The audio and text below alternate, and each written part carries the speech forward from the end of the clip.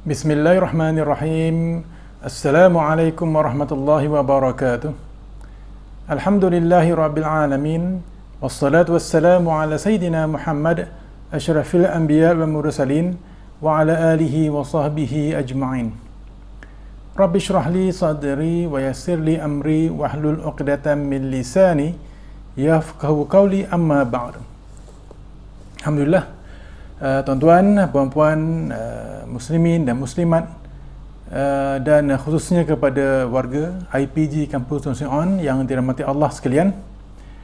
Kita bersama-sama dalam program Budaya Al-Quran bagi bilangan 29 bertarikh 16 Zulhijjah bersamaan 6 Ogos. Dan kita insya-Allah masih lagi akan sama-sama bertilawah, tajwid dan juga tafsir bagi surah Al-Kahfi ayat 54 hingga 61 insya-Allah. Dan marilah kita sama-sama memulakan program yang mulia ini dengan membaca Ummul Kitab Al-Fatihah. A'udzu billahi minasy syaithanir rajim. Bismillahirrahmanirrahim. Alhamdulillahi rabbil alamin.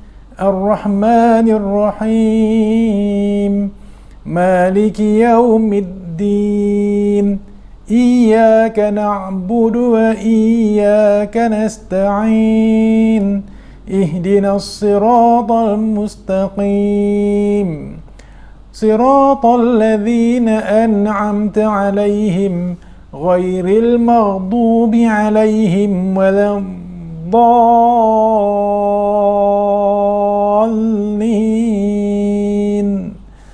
Amin. Alhamdulillah, tuan-tuan, puan-puan, muslimin dan muslimat yang dirahmati Allah. Kami doakan agar kalian sentiasa berada dalam keadaan sehat walafiat dan dapat meneruskan kehidupan serta memanfaatkan kehidupan di dunia sebagai pengumpul bekalan untuk akhirat insya-Allah. Dan kita sebagaimana biasa dalam program ini ada beberapa perkara yang kita akan kongsikan. Pertamanya ialah tentang bacaan, kemudian dikongsikan tentang hukum tajwid. Seterusnya akan kita bicarakan tentang tafsir Al-Quran Al-Karim menyentuh perihal golongan yang tidak beriman, ayat 54 hingga 59, dan akhir sekali kita akan menjelaskan tentang kisah yang ketiga dalam surah Al-Kahfi ini, iaitu kisah Nabi Musa AS bersama Nabi Khidir AS, insya-Allah. Tuan-tuan dan puan-puan yang dirahmati Allah sekalian, daripada agenda ini, kita sebelum masuk kepada bacaan Al-Quran, marilah kita sama-sama membaca Nazam Kalamun Qadim. Kita ikuti sama-sama insya-Allah. Kalamun qadimun la yumallu sama'uhu tanazzaha an qawli wa fi'li wa niyati.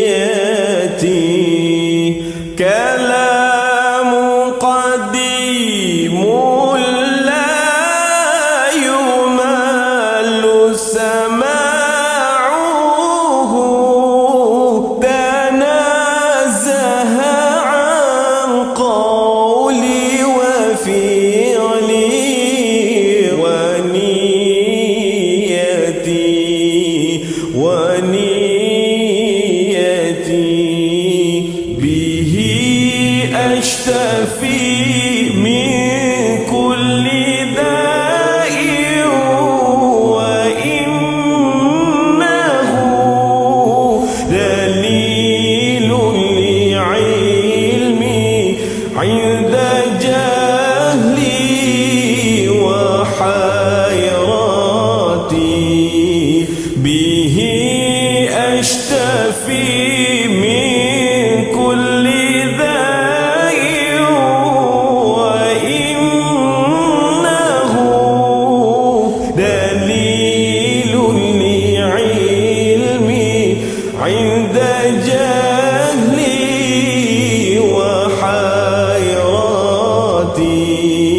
وحيراتي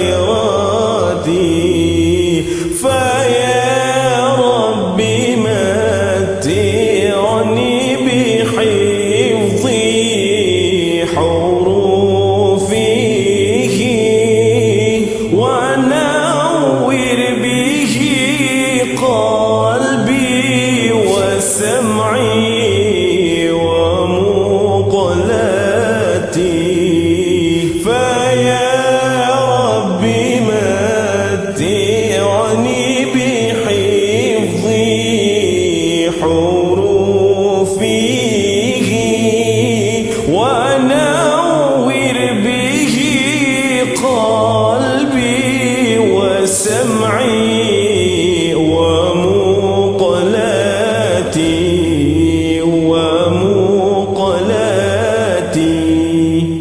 وسهل علي حفظه ثم درسه بجاه النبي والآل وصحابتي كلام قديم لا يمال سماعه تنزه عن قولي وفعلي ونيتي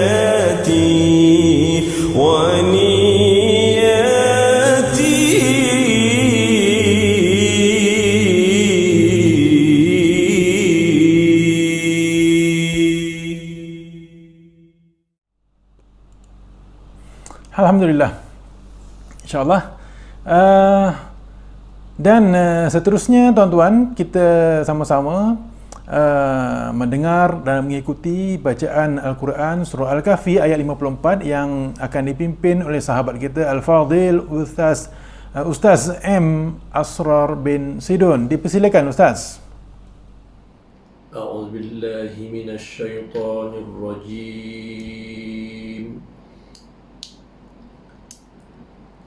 Bismillahirrahmanirrahim. Aku berlindung dengan Allah dari syaitan yang dirjam. Dengan nama Allah yang Maha Pemurah lagi Maha Pengasihani. وَلَقَدْ صَرَّفْنَا فِي هَذَا الْقُرْآنِ لِلنَّاسِ مِنْ كُلِّ مَثَلٍ وَكَانَ الْإِنسَانُ أَكْثَرَ شَيْءٍ jadala.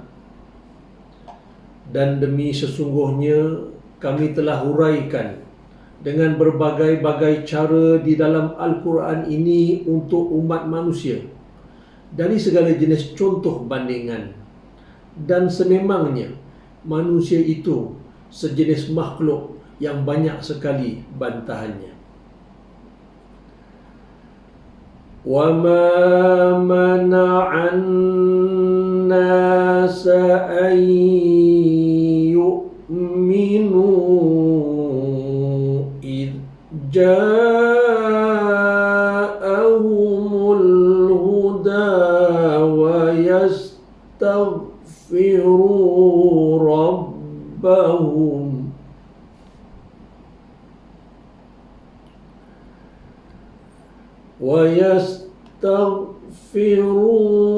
رَبَّهُمْ إِلَّا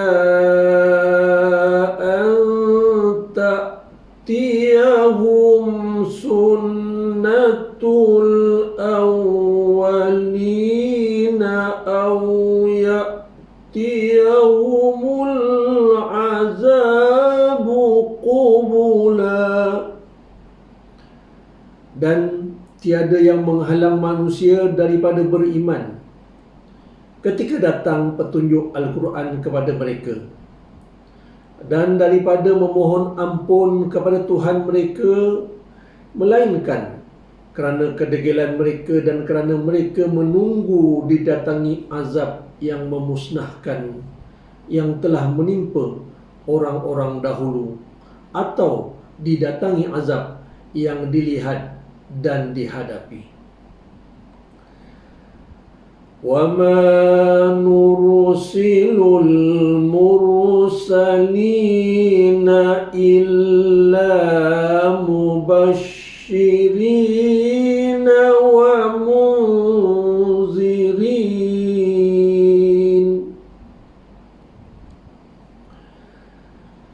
وَيُجَادِلُ الَّذِينَ كَفَرُوا بِالْبَاطِلِ لِيُدْحِضُوا بِهِ الْحَقَّ وَاتَّخَذُوا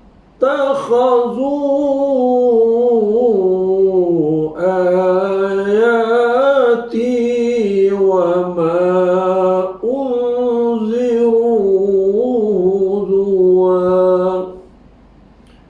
dan tidak kami mengutus rasul-rasul melainkan sebagai pemberi berita gembira dan pemberi amaran.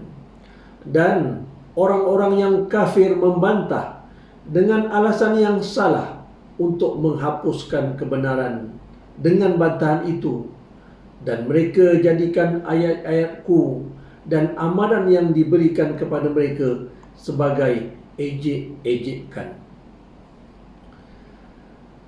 وَمَنْ أَظْلَمُ مِمَّنْ ذُكِّرَ بِآيَاتِ رَبِّهِ فَأَعْرَضَ عَنْهَا وَنَسِيَ مَا قَدَّمَتْ يَدَاهُ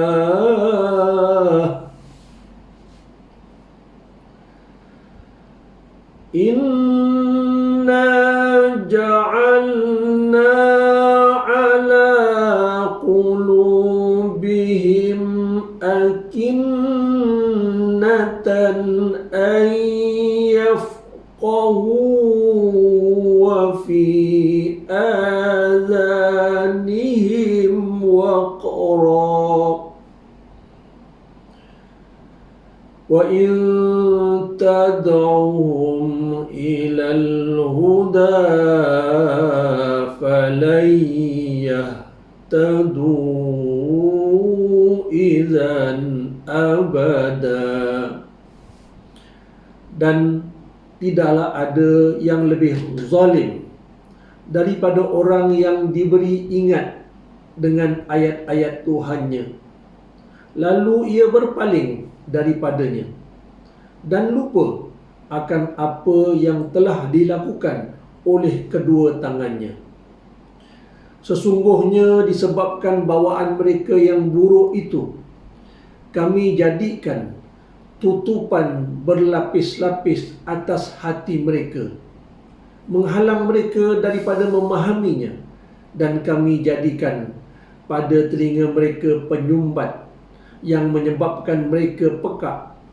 Dan jika engkau menyeru mereka kepada petunjuk, maka dengan keadaan yang demikian, mereka tidak sekali-kali akan beroleh hidayah petunjuk selama-lamanya. Wa rabbukal ghafuru dzur rahmah law yu'akhidhuhum بما كسبوا لعجل لهم العذاب بل لهم موعد لن يجدوا من دونه موئلا. Dan Tuhanmu Maha Pengampun, lagi melimpah-limpah rahmatnya. jika ia mahu menyeksa mereka di dunia disebabkan apa yang mereka telah usahakan, tentulah ia akan menyegerakan azab itu menimpa mereka. Tetapi ia tidak berbuat demikian. Bahkan ditentukan bagi mereka satu masa yang mereka tidak sekali-kali akan dapat sebarang tempat perlindungan yang ialah daripadanya. وَتِلْكَ الْقُرَىٰ أَهْلَكْنَاهُمْ لَمَّا ظَلَمُوا وَجَعَلْنَا لِمَهْلِكِهِم مَّوْعِدًا. Dan penduduk negeri-negeri yang derhaka itu kami telah binasakan ketika mereka melakukan kezaliman, dan kami telah tetapkan satu masa yang tertentu bagi kebinasaan mereka. Wa id qala Musa li fatahu la abrahu hatta ablugha majma'al bahraini au amdiya huquba. Dan ingatlah peristiwa ketika Nabi Musa berkata kepada temannya, aku tidak akan berhenti berjalan sehingga aku sampai di tempat pertemuan dua laut itu, atau aku berjalan terus bertahun-tahun. Falamma balagha majma'a bainihima nasiya hutahuma fattakhadha sabilahu fil bahri saraba. Maka apabila mereka berdua sampai ke tempat pertemuan dua laut itu, lupalah mereka akan hal ikan mereka. Lalu ikan itu mengelongsor menempuh jalannya di laut yang merupakan lorong di bawah tanah. Sadaqallahul azim. Alhamdulillah Ustaz M. Asrar bin Sudun, jazakumullahu khairal jaza di atas bacaan tadi serta terjemahan yang telah disampaikan oleh beliau. Dan kita akan sama-sama berkongsi tentang sedikit berkaitan dengan tajwid berkait dengan surah Al-Kahfi ayat 54 hingga 61. Antara yang kita boleh kongsikan tentang tajwid ini ialah berkaitan dengan hukum qalqalah. Ini terkandung dalam surah ayat yang ke-56. Dan fokus kita ialah pada kalimat yang diwarnakan dengan warna kuning di hadapan. Wa yujadilul ladzina kafaru bil batili liyudhidu bihil haqq. Daripada bacaan ini sahaja kita telah jumpa dua hukum qalqalah. Liyud itu qalqalah sughra, dan yang diwarnakan dengan kuning ini qalqalah kubra. Bihil haqq, dan huruf qalqalah kita sedia maklum ada 5: qaf, ta, ba, jim, dal. Bagi hukum di sini qalqalah sughra hurufnya dal. Dal itu bertanda mati yang hakiki di sini, nampak tandanya, tanda mati. Manakala bagi qalqalah kubra hurufnya ialah huruf qaf, ya, tidak bertanda mati tetapi dimatikan kerana waqaf. Dan yang kedua, huruf ini juga menerima tanda sabdu. Jadi kita sempurnakan dahulu yang pertama sabdu tersebut bil haq. Yang kedua kita sempurnakan pula hukum qalqalahnya. Maka disebabkan itu qalqalah di sini hukumnya ialah qalqalah kubra. Bihil haqq. Baik, dan qalqalah itu lantunannya agak lebih besar berbanding qalqalah sughra. Okey, baik tuan-tuan. Seterusnya kita masuk kepada hukum tajwid yang kedua berkaitan dengan sifat huruf. iaitu pada ayat yang ke-57. Kita fokuskan kepada fa'arada anha wa nasiya ma qaddamat. Ini dia yang berwarna kuning juga, qaddamat. Okey, baik. Jadi di sini kita dapat lihat sebutannya ada nafas yang dilepaskan. Ini adalah secara semula jadi. Hurufnya ialah huruf ta. Contohnya yang lain, kalau kita letakkan alif di hadapannya, alif itu berbaris atas dan huruf ini kita matikan, maka sebutannya ialah ats. Jadi ada nafas yang terlepas daripada sebutan kita.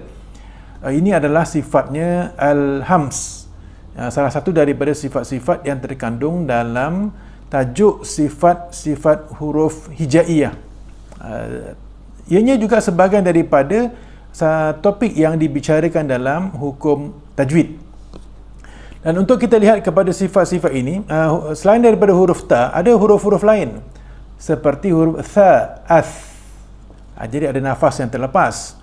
Ada huruf ha, ada huruf kha, akh, ada huruf sin, as, ada huruf shin, ash, ada huruf sad, as, ada huruf fa, af, ada huruf kaf, ak, ada huruf ha, Jadi kesemua huruf-huruf ini diringkaskan dalam satu sebutan fahathahu syakhsun sakata. Siapa yang belajar ilmu tajwid akan jumpalah ungkapan ini mengandungi 10 huruf. Maknanya baki daripada huruf ini bersifat lawan kepada sifat al-hams, iaitu al-jahru, yang tertahan nafas ketika menyebut huruf-huruf ini. Contohnya huruf dal, ad, jadi tertahan nafasnya. Ataupun huruf yang lain, huruf ba, ab, jadi sebutannya tertahan berbanding seperti ta, iaitu sifat al-hams. Baik. Jadi itu tentang hukum-hukum tajwid, dan lain-lain insya-Allah kita telah pun sentuh pada bacaan-bacaan yang lalu, dan mudah-mudahan dengan perkongsian hukum tajwid dua perkara ini, iaitu hukum sifat huruf al-hams, kita fokuskan kepada qaddamat, dan satu lagi adalah qalqalah, akan membantu bacaan kita menepati hukum tajwid dan bacaan itu adalah betul dan akhirnya diredai oleh Allah Ta'ala, insya-Allah. Baik, tuan-tuan, puan-puan muslimin dan muslimat yang dirahmati Allah. Jadi kembali kepada objektif kita yang kedua dan ketiga, kita akan masuk kepada sesi tafsir Al-Quranul Karim. Dan di sini kita akan mulakan dengan ayat yang ke-54 hingga 59. Dan berdasarkan objektif tadi, ianya adalah merujuk kepada perihal golongan yang tidak beriman dari 4 sudut, ataupun 4 perkara, ataupun 4 perbahasan. Iaitu yang pertama sekali berkenaan dengan apa yang disebut sebagai penerangan Al-Quran, ya. Penerangan Al-Quranul Karim, iaitu pada ayat 54 hingga 55. Kalau kita rujuk kepada ayat ini, ayat 54, Allah telah pun menghuraikan banyak perkara kepada manusia dalam ataupun melalui pendekatan mathal, iaitu perumpamaan. Jadi ada banyak perumpamaan dalam Al-Quran. Diumpamakan contohnya orang yang memiliki Al-Quran tapi tidak mahu membaca, tidak mahu mengambil iktibar, tidak mahu memahami, sebagaimana himar yang membawa Taurat, ya. Itu adalah perumpamaan. Begitu juga dengan perumpamaan-perumpamaan yang lain, seperti disamakan manusia ataupun jin, umpama al-an'am, haiwan ternakan, kerana memiliki hati, memiliki mata, memiliki telinga, tetapi tidak mahu menggunakan semuanya itu untuk mendekatkan diri kepada Ta'ala, untuk beriman, untuk mengambil daripada Al-Quran sebagai satu panduan kehidupan. Itu diumpamakan dengan al-an'am ataupun haiwan ternakan. Dan ada banyak lagi perumpamaan-perumpamaan yang lain. Ini Allah memang letakkan kepelbagaian pendekatan ini adalah untuk memudahkan manusia memahami Al-Quran. Sebab manusia ini ada banyak latar belakang, tahap pemikiran, perbezaan penerimaan, juga disebut dalam satu istilah ataupun teori dalam pendidikan, kecerdasan pelbagai. Maka Allah raikan semuanya ini sebab Allah mencipta manusia. Tetapi Allah nak memberi penegasan dalam ayat 54 ini, kebanyakan manusia suka berbantah-bantah. Wa kana al-insanu akthara syai'in jadala. Kebanyakan manusia suka berbantah-bantah. Dan manusia ini adalah manusia yang tidak beriman.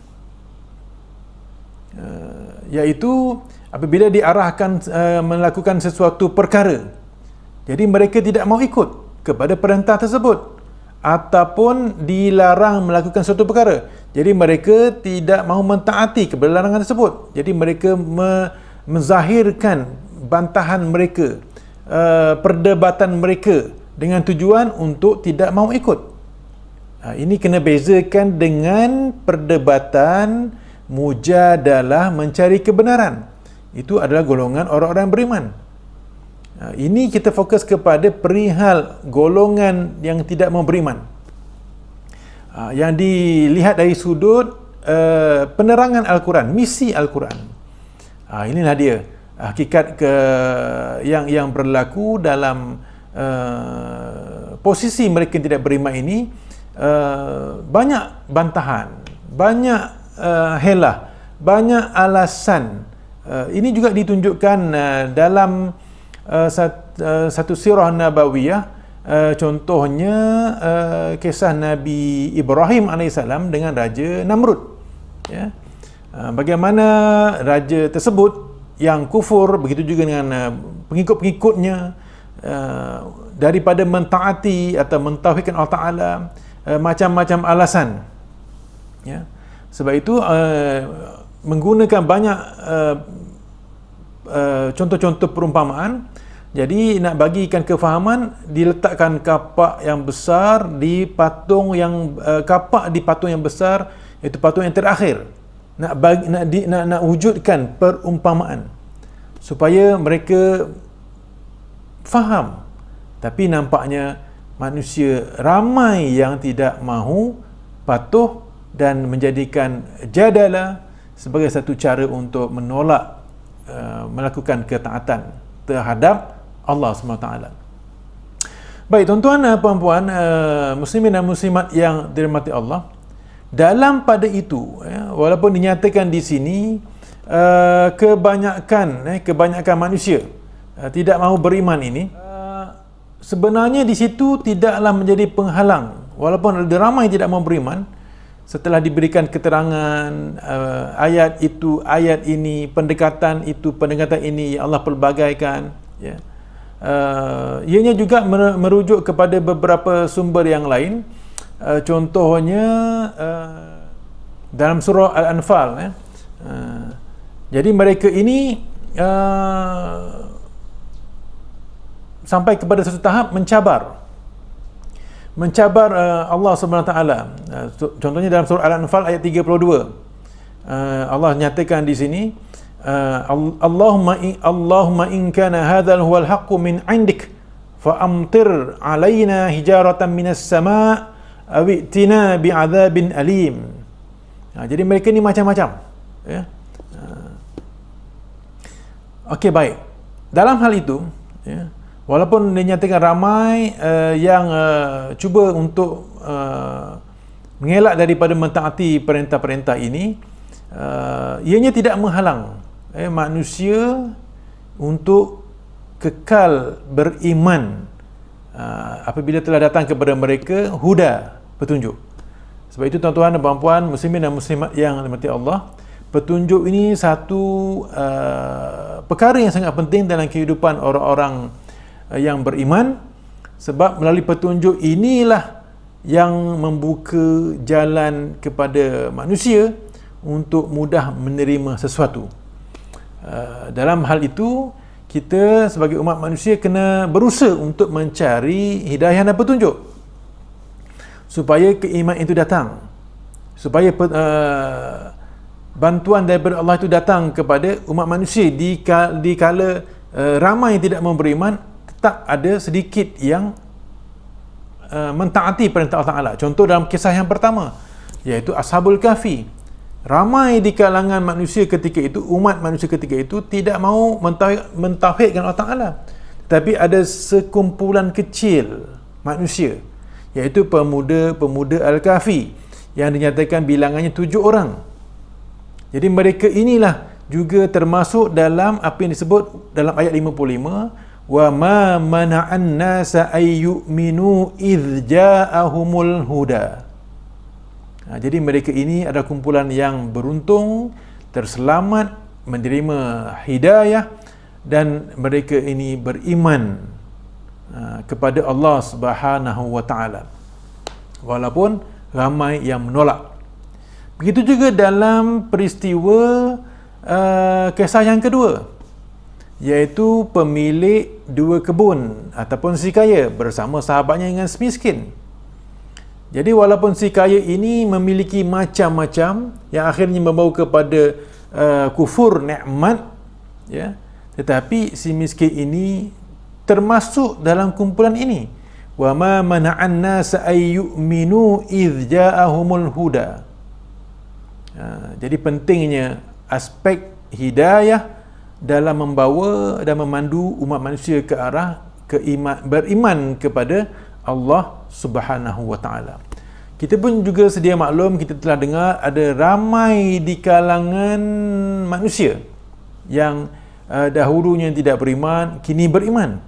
Cuba kita dengar rancangan Radio Akim pada waktu petang, ada satu hari yang saya tak ingat hari apa, kita boleh dengar cerita-cerita mereka, yang mana mereka ini merasa syukur sebab telah pun dipilih oleh Allah Ta'ala untuk menerima hidayah. Baik, itu yang pertama. Yang kedua juga, berdasarkan kepada ayat 55 ini, boleh kita melihat kepada satu lagi faktor yang kedua.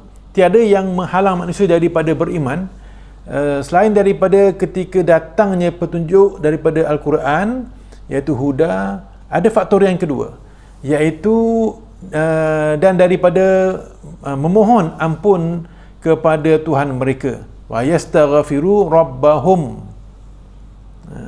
Jadi dahulu mereka tidak beriman, sekarang mereka beriman. Setelah mereka memohon ampun kepada Allah Ta'ala dan mendapat keampunan daripada Allah SWT, maka datanglah petunjuk daripada Allah melalui petunjuk Al-Quran, yang boleh kita kaitkan dengan ayat 54. Jadi inilah 2 faktor penting yang membawa jalan yang selamat di dunia dan juga di akhirat kepada mereka yang beriman. Okey, masih lagi kita nak kaitkan dengan kumpulan yang ramai ini, iaitu kebanyakan manusia tidak mahu menerima petunjuk Al-Quran dan suka mencari helah dengan cara berbantah-bantah, berdebat, semata-mata untuk mengelakkan daripada mentaati perintah. Ini juga merujuk kepada 2 perkara lagi, iaitu yang pertama, illa an ta'tiyahum sunnatul awwalin. Sebab apa mereka tidak mahu mentaati? Sebab mereka dah lihat sejarah yang lalu. Sunnatul awwalin, iaitu yang telah berlaku kepada umat-umat yang terdahulu, iaitu mereka ditimpakan bencana, tetapi mereka lihat mereka masih tak ditimpa lagi bencana, sedangkan mereka kufur. Okey, tengok, saya tak mentaati Allah Ta'ala pun, tapi saya okey je, saya selamat je, saya sehat je, saya kaya je, saya happy, tak ada masalah apa. Ini merupakan satu keadaan yang menyebabkan mereka kekal kufur, sebab mereka melihat kepada sunnatul awwalin. Ini juga boleh kita katakan sebagai apa yang disebut sebagai lawan kepada nikmat, ya. Lawan kepada nikmat iaitu disebut sebagai istidraj. Lawan kepada nikmat disebut sebagai istidraj.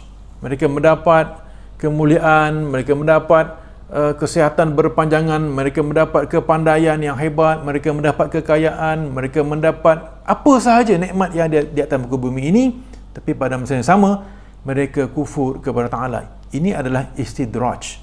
Wal'iyadzubillah, tuan-tuan, puan-puan muslimin dan muslimat yang dirahmati Allah. Baik, manakala dalam keadaan yang kedua disebut dalam Al-Quran ini ayat 55, aw ya'tiyahumul azabu qubula. Mereka tunggu azab datang baru nak beriman. Inilah keadaan mereka yang tidak mau beriman kepada Ta'ala. Ada dua keadaan di sini, iaitu illa an ta'tiyahum sunnatul awwalin ataupun ya'tiyahumul azabu qubula. Jadi dua-dua ini merugikan mereka. Merugikan mereka. Sebab itu dalam hal ini Allah menggambarkan keadaan mereka, kedua situasi ini tidak ada untungnya, kerana apabila tidak ada untungnya apabila mereka memilih situasi antatiyahum sunnatul awwalin ataupun mereka memilih ya'tiyahumul azabu qubula, sebab kedua-duanya akan memusnahkan mereka. Cuba lihat mereka yang telah pun ditimpa azab bagi umat-umat yang lalu. Satu kerugian, rugi di dunia dan juga rugi di akhirat, seperti kaum Ad, Fir'aun dan sebagainya, ya. Ataupun ya'tiyahumul azabu qubula, datang azab baru nak beriman. Itu pun tidak ada faedah lagi, sebab iman ini tidak dikira ketika dalam keadaan nazak. Tidak ada manfaat satu pun, tidak ada nilai pun taubat mereka ketika mana mereka dalam keadaan nazak. Sebab itu tuan-tuan, puan-puan muslimin dan muslimat yang dirahmati Allah, antara pengajaran yang kita boleh ambil dalam situasi ini ialah manfaatkan masa yang ada sekarang ini. Rebut 5 sebelum 5, rebut hidup sebelum mati. Jadi hidup ni berimanlah kepada Ta'ala. Ketika sehat, berimanlah kepada Ta'ala. Ketika kita lapang ini, berimanlah kepada Ta'ala. Dan juga apa-apa yang diberikan oleh Ta'ala kepada kita, seperti kitab Al-Quran, seperti Nabi Muhammad SAW. Berimanlah.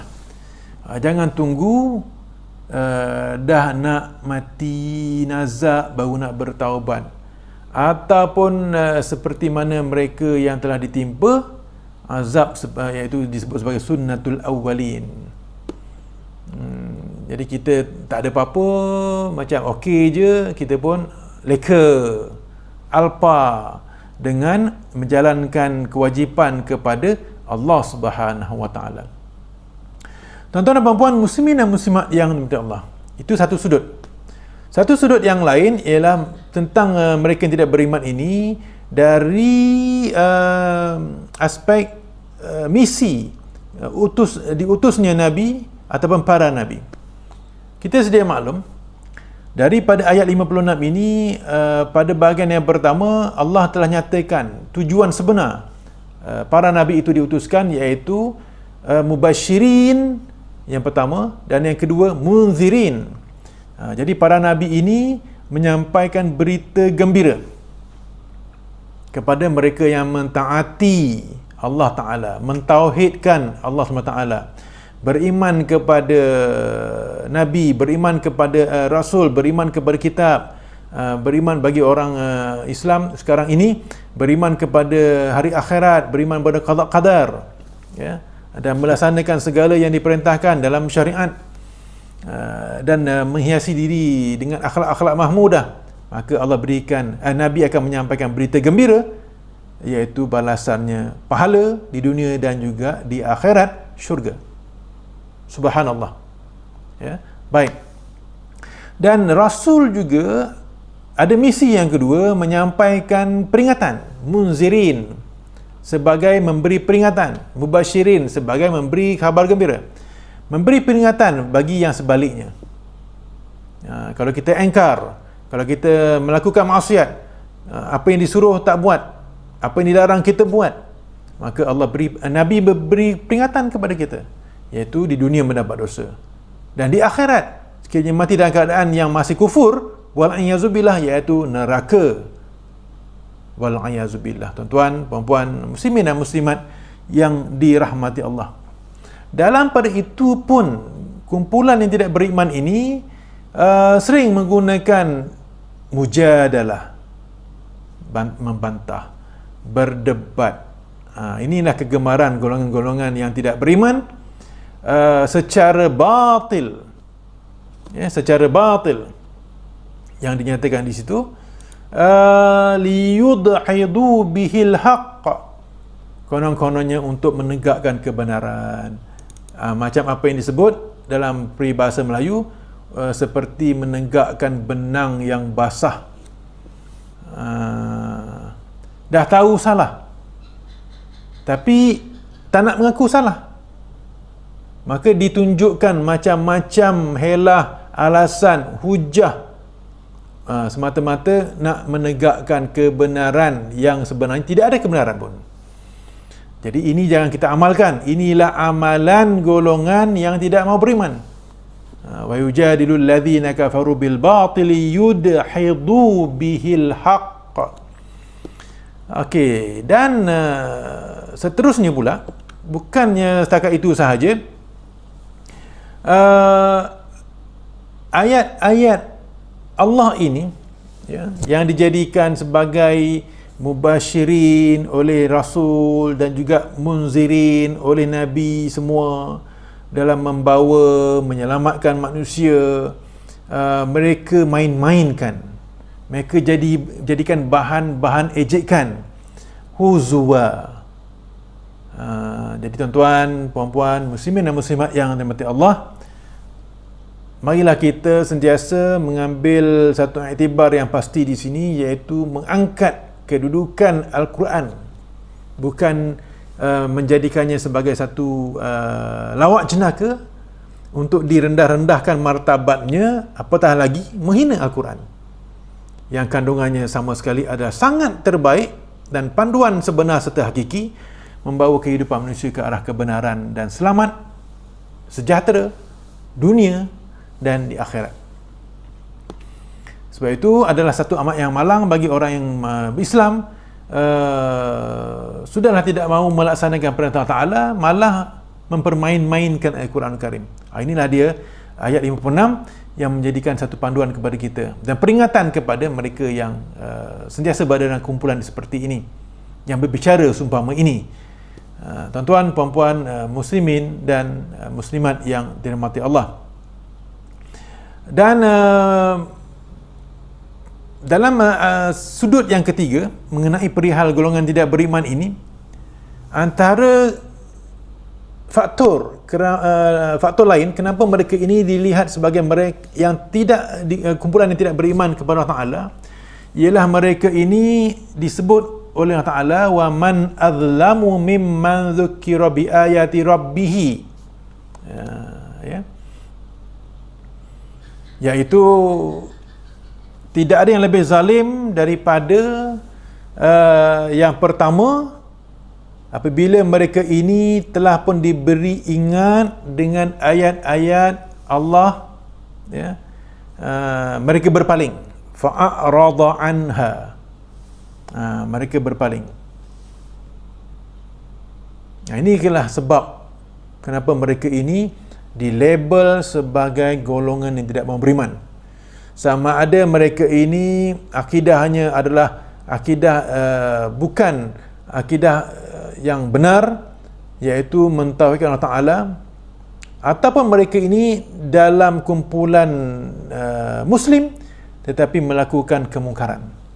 Kedua kumpulan ini adalah duduk juga dalam istilah tidak beriman kepada Allah Ta'ala. Jadi apa yang faktornya? Yang pertama, fa'arada anha wa nasiya ma qaddamat yadah. Mereka berpaling dan lupa, wa nasiya ma qaddamat yadah, dan lupa apa yang telah dilakukan oleh kedua tangannya. Ini peringatan, sebab mereka ini yang melakukan kemungkaran ini telah pun ada yang meninggal dunia. Jadi Allah ceritakan semula hasil kerosakan yang mereka telah buat. Wa nasiya ma qaddamat yadahu, jangan lupa, jangan buat lupa, dulu dah buat. Ni tangan kamu ni yang buat, tangan kamu ni yang memilih untuk melakukan kemungkaran. Jangan buat lupa. Ini peringatan kepada kita yang hidup agar tidak tergolong dalam kumpulan ini, iaitu dibicarakan perihal golongan yang tidak beriman dari sudut faktor mereka berpaling daripada kebenaran. Tuan-tuan dan puan-puan, muslimin dan muslimat yang dirahmati Allah. Jadi dalam satu perkara yang lain, apabila mereka ini telah diberikan bimbingan, sesi dakwah, penerangan demi penerangan, perumpamaan demi perumpamaan yang Allah telah nyatakan dalam ayat 54 tadi, dan macam-macam pendekatan, ya, tetapi akhirnya mereka pilih tidak mahu beriman. Contoh di zaman Rasulullah, Abu Jahal, Abu Lahab dan lain-lain seperti mereka, ataupun di zaman-zaman Nabi yang lain.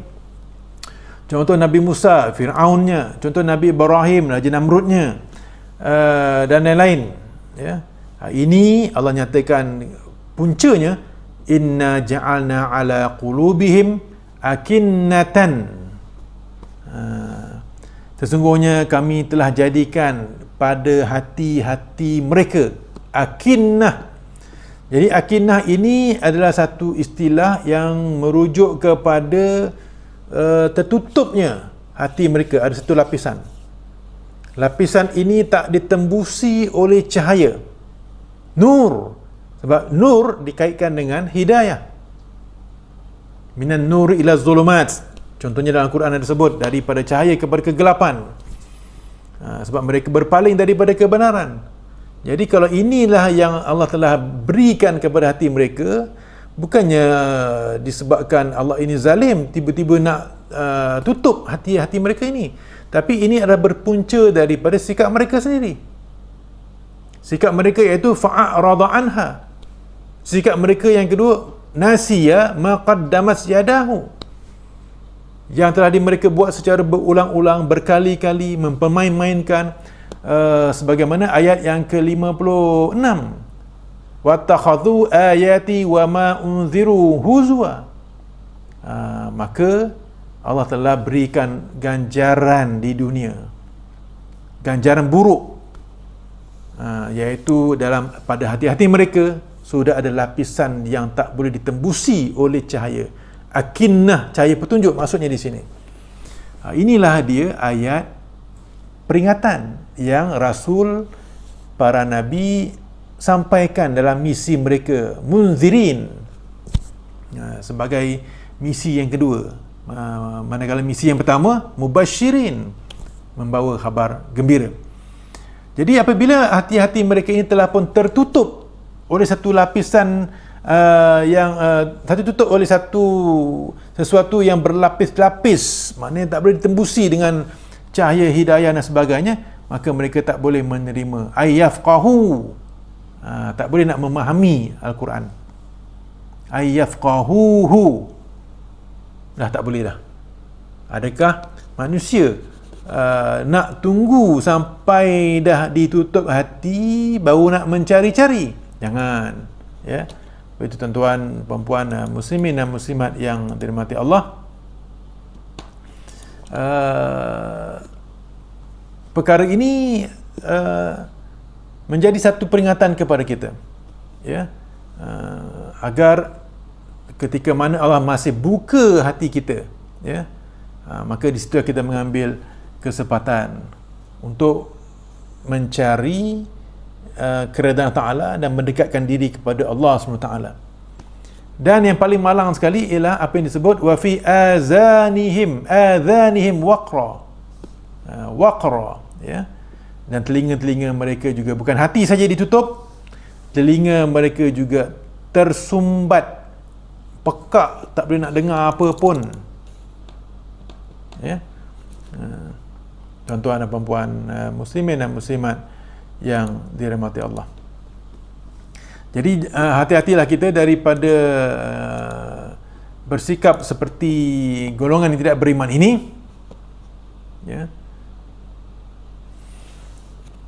Sebab Allah telah berikan dua perkara, hati tertutup, telinga pekak, tak nak dengar nasihat, tak nak dengar petunjuk, tak nak dengar seruan-seruan yang baik, ya.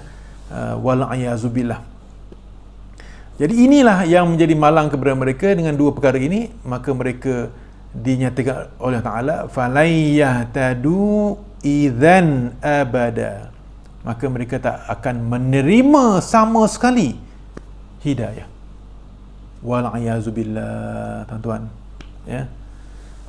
Ini bukan perkara main-main. Ini berkait dengan kehidupan dunia dan akhirat yang kekal abadi. Kita tak sanggup. Kita telah pun ditunjukkan pada ayat-ayat sebelum ini tentang balasan di neraka, api neraka. Tak sanggup kita.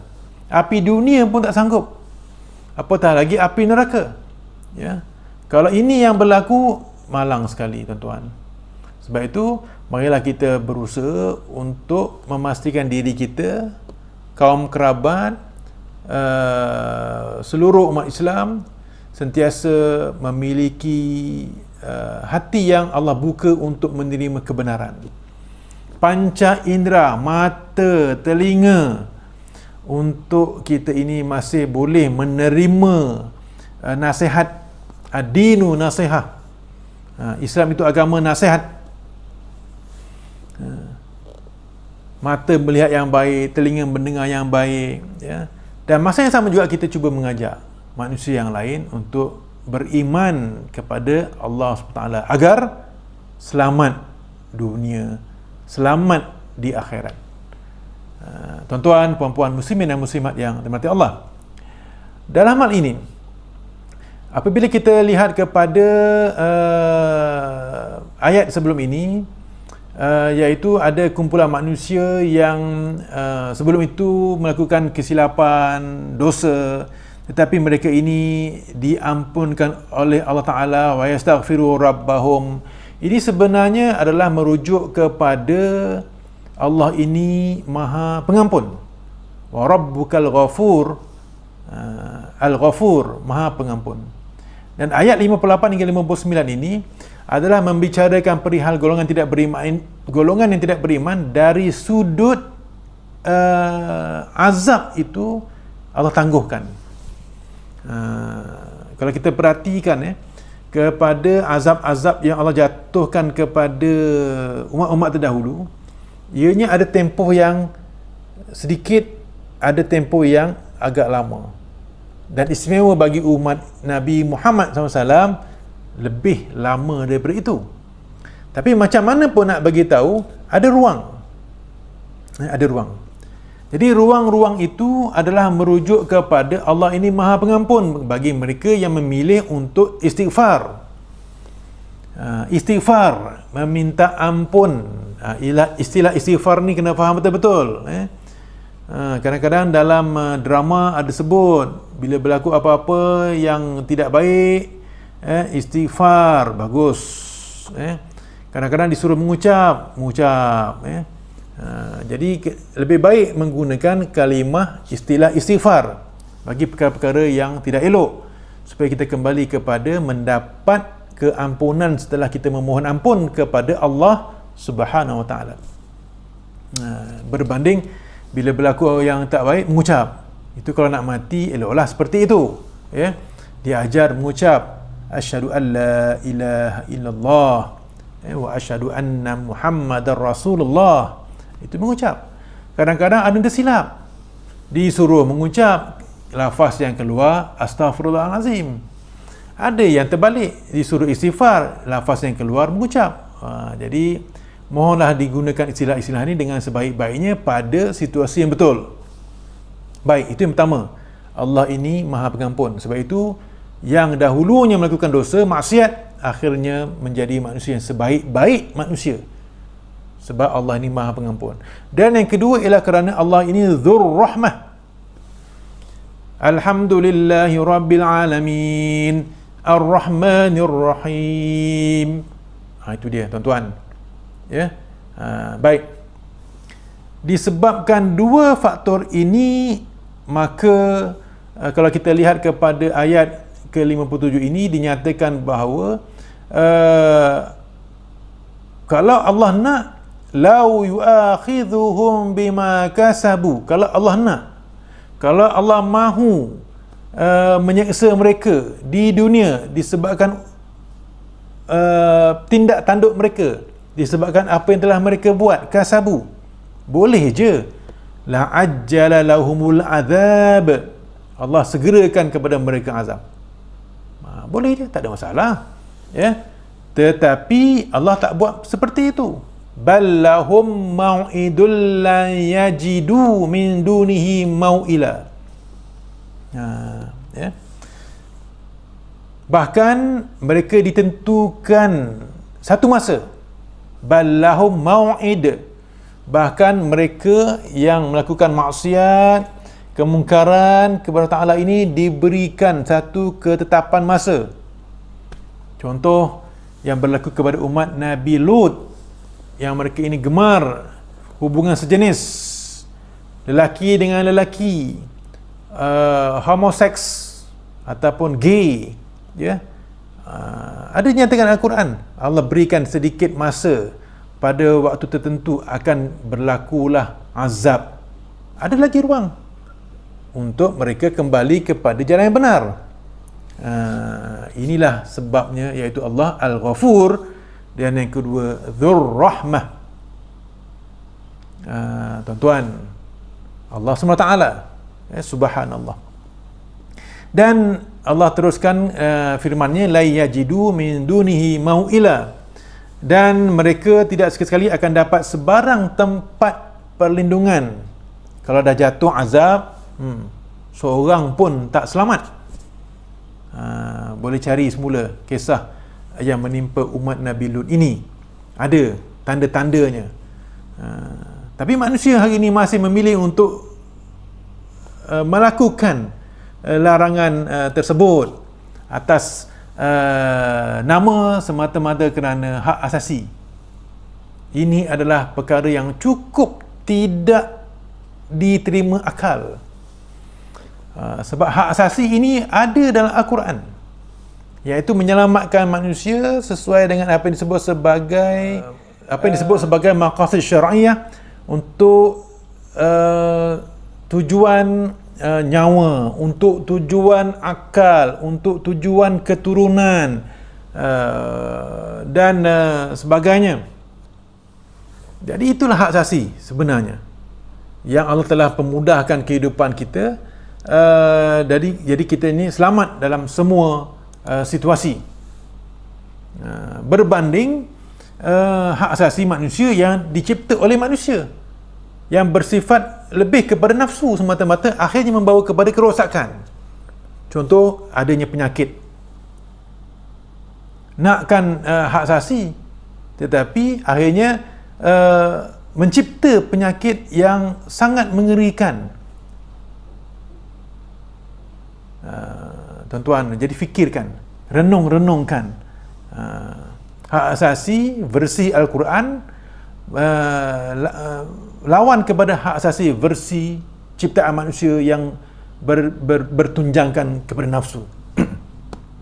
Tuan-tuan dan puan-puan, muslimin dan muslimat yang dirahmati Allah, itu satu. Jadi Allah ini dengan sifatnya Al-Ghafur, Allah ini dengan sifatnya Ar-Rahman, Ar-Rahim, ada tempoh untuk melaksanakan azab kepada umat manusia yang melakukan kemungkaran. Sebab itu ditunjukkan ayat 59 contoh-contoh yang telah berlaku, yang seperti yang dinyatakan tadi, ya. Baik, itu adalah tentang perbahasan yang pertama daripada ayat 54 hingga 59. Tuan-tuan dan puan-puan, berkenaan dengan perbahasan yang kedua, merujuk kepada objektif kita yang ketiga, ialah tentang cerita ataupun kisah ketiga dalam surah Al-Kahfi ini, iaitu cerita Nabi Musa bersama dengan Nabi Khidir alaihi wassalam. Dan cerita ini sebenarnya boleh kita rujuk dalam satu hadis yang panjang, hadis riwayat Al-Bukhari, ya. Cukup panjang hadis ini. Kita boleh jumpa dalam hadis sahih Al-Bukhari, hadis yang ke-119. Namun begitu kita petik sebahagian sebagai mukadimah kepada kisah ini, iaitu daripada Ubay bin Ka'ab, ya, daripada Nabi Muhammad SAW, qama Musa an-nabiyyu khatiban fi Bani Israel. Nabi SAW menceritakan kisah ini.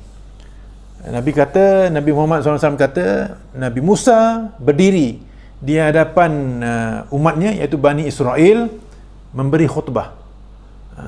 Fasu'ila ayun nas a'lamu. Maka Nabi Musa ditanya, siapakah orang yang paling pandai? Nabi Musa jawab, ana a'lamu. Aku yang lebih pandai. Maka fa'ataballahu alaihi, Allah mencela Nabi Musa, idh lam yaruddal ilma ilaihi, kerana tidak dikembalikan kepandaian itu kepada Allah SWT.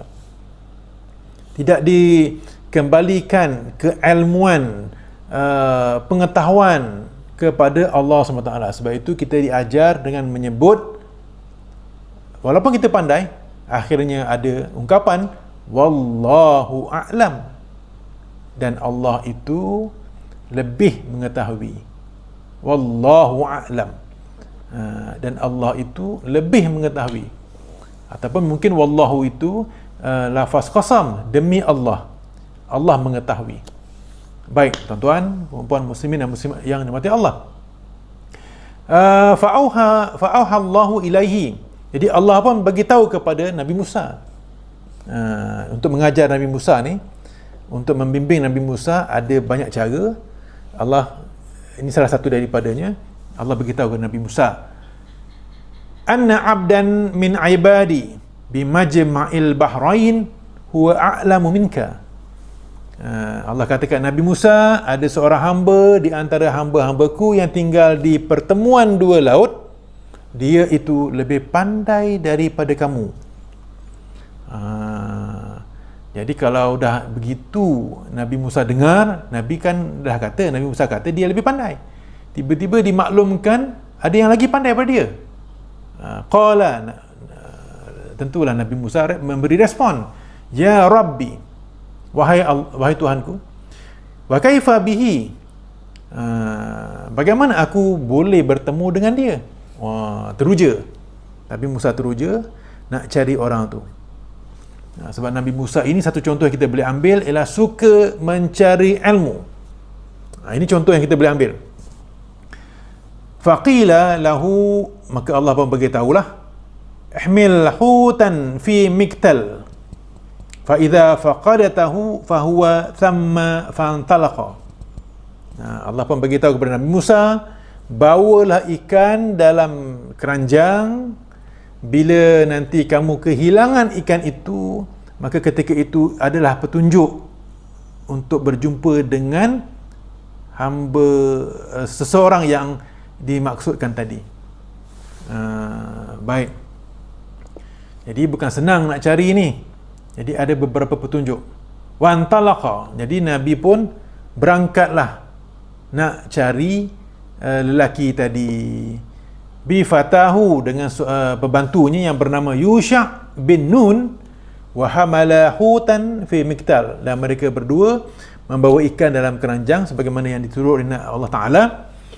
Hatta kana 'inda sakhrati wada'a ru'usahuma wa nama, sampailah mereka berdua kepada satu batu besar, lalu mereka berdua meletakkan kepala di atas batu itu, dan nama, kedua-duanya tidur.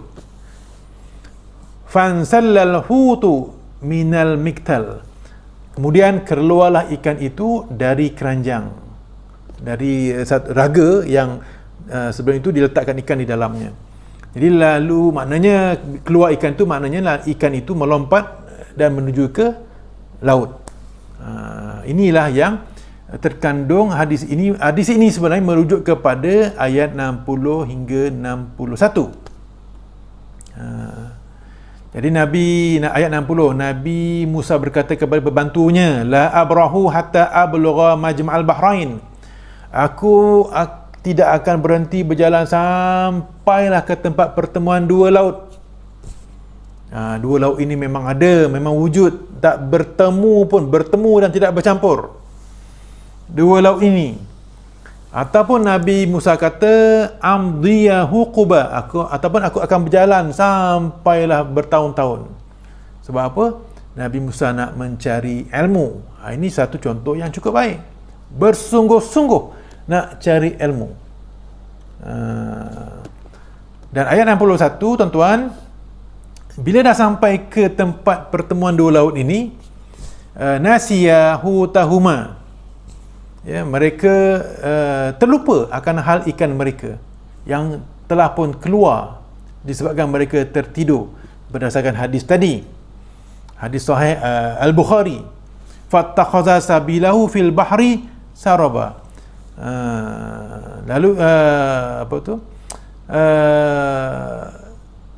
Lalu ikan itu mengelusur menempuh jalannya Daud yang merupakan lorong di bawah tanah. Ini baik. Jadi diringkaskan terjemahannya berdasarkan maksud ataupun terjemahan dalam hadis tadi. Jadi telah pun ada petunjuk nak jumpa dengan hamba Allah yang dimasukkan oleh Allah Ta'ala yang lebih pandai daripada Nabi Musa, iaitu bila ikan tu terkeluar daripada keranjang, itulah tempat akan berjumpanya dengan hamba Allah yang lebih pandai daripada Nabi Musa. Sebab itu tuan-tuan, dalam hal ini antara pengajaran yang kita boleh ambil ialah dalam bab ilmu kita kena ada usaha yang tidak ada noktah untuk mencari ilmu yang membawa kepada kebenaran. Yang kedua, dalam bab musafir mesti ada dibekalkan dengan petunjuk-petunjuk untuk mengelakkan kesesatan. Dan pengajaran yang ketiga, sifat manusia adalah pelupa. Walaupun sudah ada petunjuk, walaupun sudah ada alamat, walaupun sudah ada panduan, tapi sifat manusia adalah pelupa. Sebab itu kita kena ada sokongan, contoh membawa pembantu, membawa kumpulan yang lain dalam perjalanan kita, supaya boleh ada saling membantu, dan faktor-faktor yang lain yang boleh membawa kepada perjalanan yang selamat dan menemui destinasi. Jadi apakah Nabi benar-benar jumpa dengan hamba Allah yang lebih pandai itu, walaupun setelah mana ikan itu telah pun terkeluar daripada keranjang ataupun bakul. Jadi untuk dengar penjelasan selanjutnya, kita nantikan budaya Quran pada minggu hadapan, insya-Allah. Sebab cerita Nabi Musa bersama Nabi ini Nabi Khidir ini adalah bermula dari ayat 60 hingga ayat ke-74. Wallahu a'lam bisawab. Tuan-tuan, marilah kita akhiri program budaya Quran kita ini dengan membaca doa khatam Al-Quran, insya-Allah. Allahumma arhamna bil Quran waj'alhu lana imaman wa nuran wa hudan wa rahmah. Allahumma dzakirna minhu ma nusina wa 'allimna minhu ma jahilna warzuqna tilawatahu ana al-laili wa atrafan nahar waj'alhu lana hujjatan ya rabbal alamin. Jadi yang baik itu tuan-tuan daripada Allah Ta'ala, dan kalau ada salah silap kami memohon maaf zahir dan batin. Dan warga IPG Kampung Sion boleh imbas kod QR ataupun klik pautan yang diberikan untuk daftar di SPL KPM. Dan kita akhiri dengan doa tasbih kafarah dan surah Al-Asr. Subhanakallahumma wa bihamdika asyhadu an la ilaha illa anta astaghfiruka wa atubu ilaik. Bismillahirrahmanirrahim. Wal 'asr innal insana lafi khusr illa alladhina amanu wa 'amilus solihati wa tawasaw bil haqqi wa tawasaw bis sabr. Sadaqallahul azim. Wabillahi taufiq wal hidayah. Wassalamualaikum warahmatullahi wabarakatuh.